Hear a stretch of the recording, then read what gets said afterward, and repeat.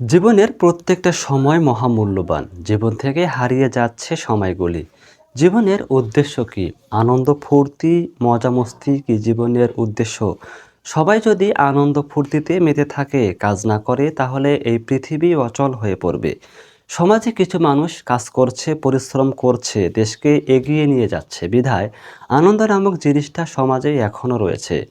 আমরা কি জাতির জন্য কিচ্ছু করব না? খেলাধুলা, খাওয়া দাওয়া আর আনন্দ ফুর্তির নামেই কি জীবন?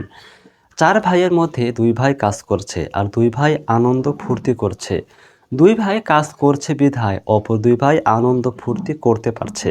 তারা দুই ভাই কাজ না করলে তারা টাকা পেত না, আনন্দ ফুর্তিও করতে পারতো না। আবার চার ভাইয়ে যদি কাজ না করে আনন্দ ফুর্তি করতে চাইতো, তাহলে আনন্দ নামক জিনিসটাই হারিয়ে যেত। কারণ কাজ না করলে পেটে ভাত যেত না, আর পেটে ভাত না থাকলে আনন্দ হারিয়ে যেত। চার ভাইয়ে যদি কাজ করতো, তাহলে দুজনের টাকা দিয়ে পেট চলতো, আর দুজনের টাকা দিয়ে তারা বহুদূর এগিয়ে যেত। আর এভাবেই দেশ এগিয়ে যেত।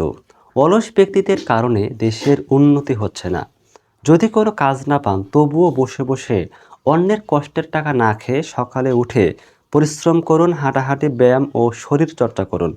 অন্তত জিমে যাওয়ার যে খরচ তা বেঁচে যাবে এবং শরীর ফিট থাকবে। শরীরে রোগবালাই কম হবে। শরীর ফিট থাকলে ডাক্তারের কাছে যাওয়ার খরচটাও অন্তত বেঁচে যাবে। তবুও অনর্থক কাজে সময় নষ্ট করবেন না। ব্রয়লার মুরগির মতো বসে বসে খাবেন না।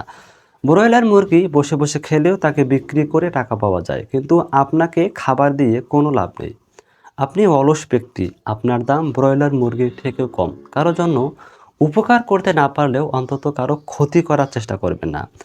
কাজ করার সামর্থ্য নেই বা শক্তি নেই, কাজ দেখাশোনা করার কাজ করুন। অনেক মানুষ রয়েছে, তারা কাজ করতে না পারলেও কাজ করিয়ে নিতে দক্ষ এবং তাদের বেতনও কাজ করা লোকদের থেকেও বেশি। তবে এই দক্ষতা আপনাকে রপ্ত করতে হবে। তাই বসে থাকবেন না, নড়াচড়া করুন। দেখাশোনা করার সামর্থ্য না থাকলে আপনি আপনার কথা বলার মধ্য দিয়ে দেশ ও জাতির উপকার করুন। মানুষকে উৎসাহিত করুন কাজের দিকে। ছোট ছোট বাচ্চাদের শিক্ষা দিন, তাদের আদব আখলাক শিক্ষা দিন, শিক্ষা দিন কোরআনের।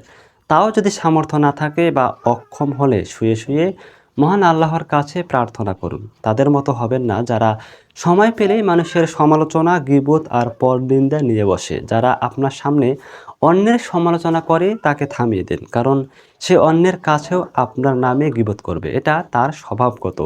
নিজেকে কখনো অক্ষম ভাববেন না। আপনার দ্বারায় এই কাজটা হবে না, এই চিন্তা ঝেড়ে ফেলুন। নিজের ওপর আস্থা, মহান আল্লাহর উপর ভরসা রেখে কাজ করে যান। সফলতা খুব শীঘ্রই আসবে ইনশাল্লাহ।